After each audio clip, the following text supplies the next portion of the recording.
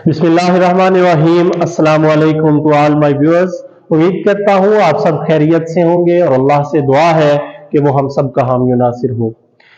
जी तो आज हम चैप्टर नंबर 2 जो है उसका क्वेश्चन उसकी एक्सरसाइज 2.6 का लास्ट क्वेश्चन जो है वो करने जा रहे हैं, क्वेश्चन नंबर 7। इसमें हमारे पास कुछ इक्वेशन दी हुई है और उन इक्वेशंस को अगर हम सॉल्व करके हमें क्या करना है, एक्स और जो वाई है उनकी वैल्यूज फाइंड आउट करनी है।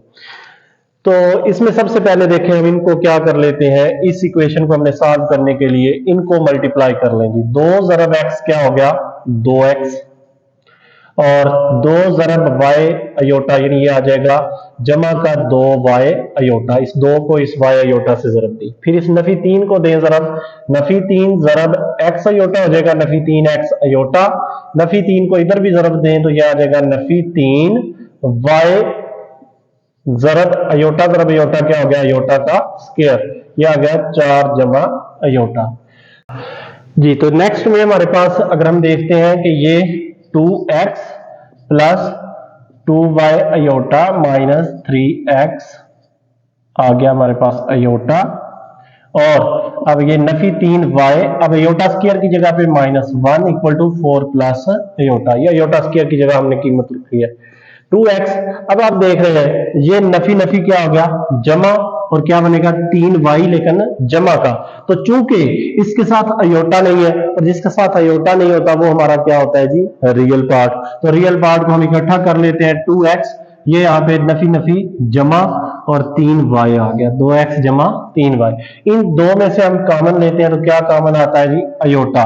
अगर अयोटा हम कॉमन लेना चाहते हैं ये बन जाएगा 2y माइनस 3x, बाहर क्या आ गया अयोटा और इक्वल टू 4 प्लस अयोटा। इस इक्वेशन को देखें, ये देखें ये अयोटा दोनों में से बाहर चला गया और 2y माइनस 3x अंदर रह गया। अगर आप दो चीजों को आप देखते हैं, ये वाला हिस्सा अयोटा के बगैर, इस अयोटा के बगैर हिस्सा जो रियल पार्ट है, यानी दो इक्वेशंस का हम कंपैरिजन कर रहे हैं, मवाजना करेंगे तो क्या करेंगे, इसका एक हिस्सा रियल पार्ट इसके रियल पार्ट के बराबर होगा। तो हम लिख सकते हैं, अगर हम इसको नंबर 1 दे लेते हैं, बाय इक्वेशन 1 यानी मसावात नंबर 1 को देखते हुए हम कहते हैं जो 2x जमा 3y है वो किसके इक्वल आ रहा है जी 4 के, और जो इसका इमेजिनरी पार्ट है अयोटा के साथ वाला हिस्सा वो इधर वाले अयोटा के साथ वाले हिस्से के बराबर आएगा। इधर अयोटा के बराबर क्या है जी, कुछ ना हो तो क्या होता है यहाँ पे 1, तो आंसर आ जाएगा यहाँ पे 2y नफी 3x बराबर 1 के। इसको अगर आप लिखना चाहें सही करके ताकि सेम जो है वो एक दूसरे के नीचे आ जाए तो इसको आप ऐसे भी लिख लें, यहीं पे ये आ जाएगा नफी का 3x और y के साथ कोई नहीं तो ये जमा 2y। अब हमारे पास इक्वेशन को सॉल्व करने का जो तरीका है वो आप खूब जानते हैं। हमने क्या करना होता है, किसी इक्वेशन के अंदर जो दो वेरिएबल्स है, किसी एक वेरिएबल के जो कोफिशिएंट है यानी अददी सर है उनको हमने बराबर करना होता है। इस इक्वेशन को देखें 2x है, इसमें 3x है, तो हम इसको अगर इकट्ठा करना चाहते हैं, एक जैसा बनाना चाहते हैं, तो हमारे पास वो हिस्सा जो इन दोनों पे तकसीम होता है वो कौन सा है 6। यानी अगर इसको 3 से ज़रब दें तो ये भी 6x हो जाएगा, इसको 2 से दें तो वो क्या हो जाएगा 2x। तो यहां हम लिख सकते हैं बाय मल्टीप्लाइंग, इसको इक्वेशन नंबर 2 दे लें और इसको इक्वेशन नंबर आप कह लें जी ये हमारे पास है इक्वेशन नंबर 3। इक्वेशन नंबर 2 को कितने से ज़रब देंगे 3 से, ताकि ये बन जाएगा 6x। तो यहां पे लिखें बाय मल्टीप्लाइंग इक्वेशन 2 विद 3 और इसको ज़रब दे लेंगे किससे 2 से, एंड मल्टीप्लाइंग इक्वेशन नंबर हमारे पास 3 जो है उसको विद 2। तो आप देखें ये इक्वेशन नंबर 2 को कितने से ज़रब देनी है, ये हमारे पास इक्वेशन नंबर 2, इस इक्वेशन को हमने ज़रब देनी है किससे 3 से, 3 ज़रब 2 6x और जमा का 3 ज़रब 3 कितना हो गया 9y इक्वल टू 4 ज़रब 3 12, क्योंकि जिससे भी ज़रब देनी होती है वो पूरी इक्वेशन को आपने उसको मल्टीप्लाई करना होता है। और अगर हम दूसरी क्वेश्चन यहाँ पे इक्वेशन नंबर 3 को देखते हैं तो उसको हमने 2 से ज़रब देनी है, ये आ जाएगा हमारे पास माइनस का 3 है, ज़रब 2 करें तो माइनस का 6x, और इसके अलावा 2 ज़रब 2 करें तो क्या आ जाएगा हमारे पास 4y इक्वल टू आ जाएगा, 1 ज़रब 2 करें तो वैसे ही आपको पता है 2 आ जाएगा। अब इसको अगर हम यहाँ पे सॉल्व आउट करते हैं, दोनों को ऐड कर लें, 6x के साथ 6x खत्म, ये आ जाएगा 9 जमा 4 13y इक्वल टू 12 जमा 2 कितना हो गया 14। तो y इक्वल टू आ जाएगा हमारे पास 14/13। ये एक वैल्यू हमारे पास आ गई। इस वैल्यू को आप किसी भी इक्वेशन में रखेंगे तो उसका आंसर आप आसानी से निकाल सकते हैं। तो इसको हम यहाँ पे इक्वेशन नंबर 2 जो है हमारे पास उसमें रख लेते हैं, यानी कि 2x प्लस 3y इक्वल था हमारे पास 4k। तो यहाँ पे हम x की y की वैल्यू रखते हैं तो ये आ जाएगा 2x प्लस 3y की जगह पे 14/13 इक्वल टू आ गया 4। 14 ज़रब 3 करते हैं तो क्या आ जाएगा हमारे पास 42, 42 डिवाइडेड बाई क्या हो गया 13। इसको अगर हम नेक्स्ट लेके चलते हैं तो ये हमारे पास आ जाएगा इक्वल टू 4। तो 2x इक्वल टू, ये वाली चीज जब इधर प्लस हो रही है तो दूसरी साइड पे जाके क्या हो जाएगी माइनस, तो ये आ जाएगा 4 minus 42 divided by 13। 2x equal to, इसका अगर बटे में कुछ ना हो तो क्या होता है जी 1, तो इसका एलसीएम ले लेते हैं, क्या आ जाएगा 13। एक को कितनी दफा 13 से ज़रब देनी है, 13 एक बार 3 होता है, वो 13 ज़रब 4 करेंगे तो क्या आ जाएगा 52। 13 एक बार 13, उस एक को हम ज़रब देनी है 42 से, तो वो आ जाएगा -42 ही आ जाएगा। ये आ गया 52 में से 42 निकाल दें 10/13, और ये आ गया 2x।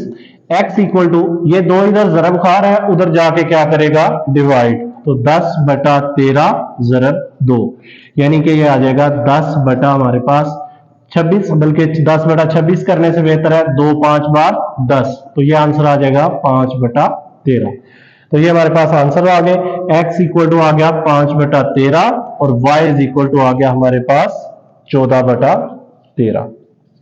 जी, तो ये हमारे पास क्वेश्चन नंबर 7 है जिसका पार्ट 2 है। इसमें हम सबसे पहले इनको मल्टीप्लाई कर लेते हैं। 3 ज़रब x करते हैं तो 3x हो गया, 3 ज़रब y अयोटा जमा का 3y अयोटा आ गया। नफी 2 ज़रब करें, इसको हम कर लेंगे नफी 2x अयोटा आ गया क्योंकि 2 अयोटा भी है साथ, और ये आ जाएगा नफी 2 ज़रब y अयोटा का स्क्वायर इक्वल टू, इस साइड में भी दे रहे ज़रब, 2 ज़रब x 2x, नफी 2y अयोटा है तो इसको 2 से ज़रब देंगे, नफी 4y अयोटा, 2 ज़रब 2 4 और y अयोटा इसी तरह, जमा 2 अयोटा माइनस हो गया 1। अब हमारे पास ये जो x और y वाली चीज़ें हैं इनको हम इधर ले आते हैं। ये आ जाएगा 3x जमा 3y iota minus 2x iota minus 2y iota square की कीमत क्या होती है हमारे पास -1, तो उसके आ गया माइनस, वो आ गया हमारे पास -1। ये 2x इधर आके नफी का 2x, और ये नफी 4y अयोटा इधर आके जमा 4y अयोटा, इधर आ रहा है हमारे पास 2 अयोटा नफी 1। अब अगर हम यहाँ पे देखते हैं कि जो x वाले हैं ये हमारे पास है 3x, और ये हमारे पास आ रहा है नफी का 2x, यानी ये 3x में से नफी 2 निकाल दें तो बाकी फिर हमारे पास क्या बचेगा जी सिर्फ x, क्योंकि 3 नफी 2x हो गया। उसके बाद देखें कि सिर्फ y वाला ये हमारे पास नफी नफी जमा 2y आ गया, ये जमा 2y हम यहाँ पे लिख लेते हैं x जमा 2y, नफी नफी जमा 2y। बाकी रह गए अयोटा वाले, ये 3y अयोटा जमा 4y अयोटा, ये कितना बन जाएगा जी हमारे पास, इनको और इसको जमा कर रहे हैं कितना आएगा 7y अयोटा, लेकिन किसका जमा का। फिर ये 2x अयोटा है, ये सिर्फ सिंपल यही है और कोई भी इसका दूसरा मेंबर मौजूद नहीं है, तो ये 2x अयोटा। बाकी तकरीबन अब ये सारे साल हो गए हैं, ये वाली रकम ये आ चुकी, ये दोनों भी हो चुके, तो रह जाएगा बाकी हमारे पास 2 अयोटा माइनस 1।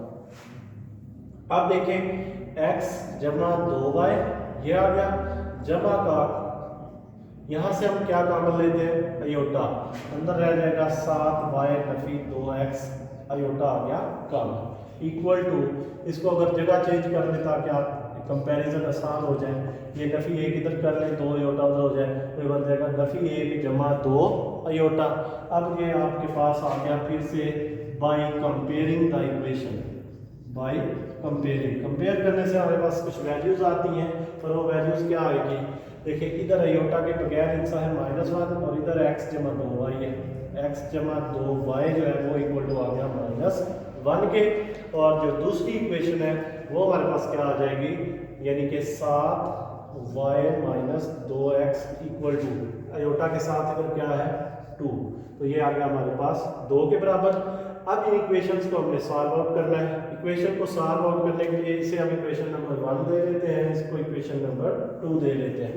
अब देखें इसमें x 1 है और इसमें x कितना है 2x है, तो हमें क्या करना होगा, इक्वेशन नंबर 1 को 2 से मल्टीप्लाई करना होगा। तो हम यहाँ पे लिख लेते हैं कि by multiplying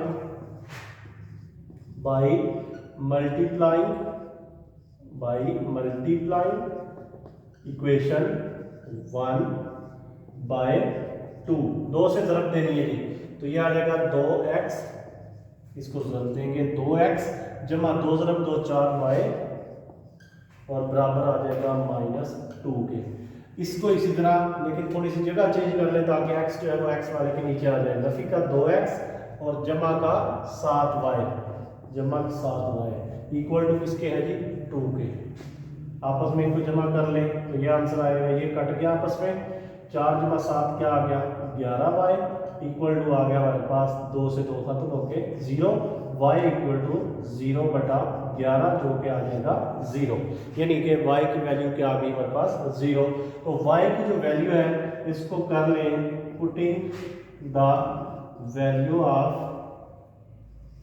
by putting the value of y in equation 1, equation number 1 जो है x जमा 2y वो ये है, x जमा 2y इक्वल टू क्या था हमारे पास -1, x जमा 2y कितना है 0 इक्वल टू -1, x जमा 0 हो जाएगा 2 ज़रब 0 0 इक्वल टू -1 और x इक्वल टू आ जाएगा -1 के।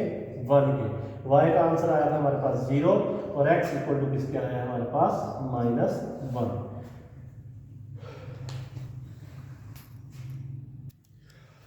जी, तो इसके बाद हमारे पास रह जाता है क्वेश्चन नंबर 7 का लास्ट पार्ट है हमारे पास। इसमें आप देखिए पहले स्केयर है, पहले तो इस स्केयर को खोल लें। तो पहली रकम का स्केयर क्या होता है जी 3 का स्केयर 9 जमा दूसरी रकम का स्केयर क्या आ जाएगा 16 अयोटा का स्केयर जमा 2 आपका फार्मूले का, पहली रकम ज़रब दूसरी रकम 4 अयोटा नफी, इसको अंदर ज़रब दे लें 2x नफी नफी जमा और 2y iota equal to x plus y iota, ये आ गया 9 जमा 16। अब अयोटा स्केयर की कीमत क्या होती है हमारे पास -1, तो ये आ जाएगा 2 ज़रब 3 6 6 ज़रब 4 24 अयोटा 24 अयोटा माइनस 2x जमा 2y iota equal to x plus y iota. अब हम इसको क्या करते हैं 9 जमा नफी नफी 16 हो गया जमा 24 अयोटा नफी 2x जमा 2y अयोटा, इसको भी इधर ले आए ताकि एक साइड पे आ जाए x वाले भी, नफी का x नफी y अयोटा इक्वल टू 0। फिलहाल आप इस कंडीशन में ले आए कि इसको इक्वल टू 0 कर लें। अब एक जैसे जो इनसे हमको देखें कौन कौन से हैं, ये हमारे पास बगैर अयोटा के, तो नफी 16 जमा का 9 है तो क्या बन जाएगा नफी का 7। फिर इसके बाद ये है 24 अयोटा और इसके अलावा हमारे पास इसमें कोई ऐड नहीं हो सकता। इसमें देखें ये वाला नफी का 2x और नफी का x, तो ये बन जाएगा कितना जमा 24 अयोटा ये वाला आ गया, तो ये बन गया नफी 2 और नफी 1 नफी 3 x और 2y अयोटा ये और नफी y अयोटा ये, जमा के 2 में से नफी 1 ये वाला गया तो सिर्फ रह जाएगा जमा y अयोटा इक्वल टू क्या आ गया 0। अब इसमें आप देखें जिसमें से आप वेरिएबल नहीं है, किस में वेरिएबल नहीं है, इसमें भी वेरिएबल नहीं है इसमें भी नहीं है, तो इन दोनों को उधर ले जाएं, ये बन जाएगा हमारे पास -3x जमा y अयोटा इक्वल टू आ जाएगा ये नफी 7 उधर जाके 7 जमा का और ये नफी 24 हो जाएगा उधर जाके जमा 24 उधर जाके -24 अयोटा। अब आपके पास सिंपल सी चीज़ आ गई कि जो अयोटा के बगैर है वो इधर भी अयोटा के बगैर वाले के बराबर हो जाएगा। यानी हम लिख सकते हैं नफी 3x इक्वल टू आ जाएगा 7। ये कैसे आ रहा है? By comparing the equation. Compare करेंगे इक्वेशन को, कंपेयर करने से या मुवाजना करने से अब x किसके इक्वल आ जाएगा जी? हमारे पास 7/3। ये माइनस भी उधर जाके -7/3 हो गया। अगर y को देखें तो वो किसके इक्वल है? इस साइड पे y, इस साइड पे इक्वल टू -24। तो इसका तो सिंपली यही आंसर है, x इक्वल टू -7/3 और y इज इक्वल टू -24। ये हमारा चैप्टर नंबर 2 भी ख़त्म हो गया है और उम्मीद करता हूँ आपको बहुत अच्छी समझ आई होगी। फिर भी अगर कोई कन्फ्यूजन है तो काइंडली मेरे साथ कमेंट्स में आप इसको डिस्कस ज़रूर करें। लेकिन मज़ीद वीडियोस के लिए मेरे चैनल को सब्सक्राइब भी करें, दूसरों के साथ शेयर भी कीजिए ताकि दूसरे भी इससे मुस्तफ़ीद हो सकें। अल्लाह आपका हामी नासिर हो। इंशाअल्लाह मिलते हैं नेक्स्ट लेक्चर में।